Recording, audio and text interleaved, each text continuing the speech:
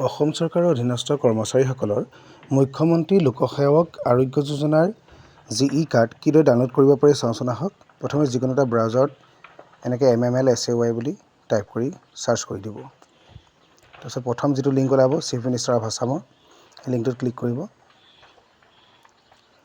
Click কৰাৰ পিছত এনেকুৱা এটা পেজ দেখা পাব।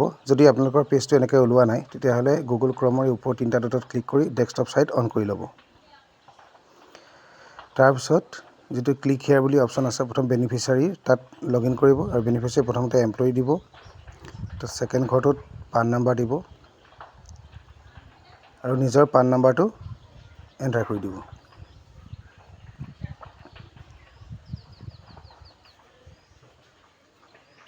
তাৰপিছত ৰেজিষ্টাৰ মোবাইল নাম্বাৰটো দিব লাগিব।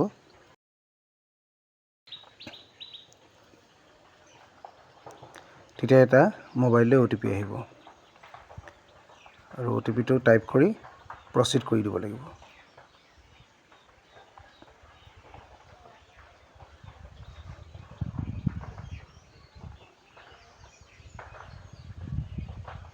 এতিয়া আপোনাৰ নাম সম্বলিত এনেকুৱা এটা পেজ ওলাব।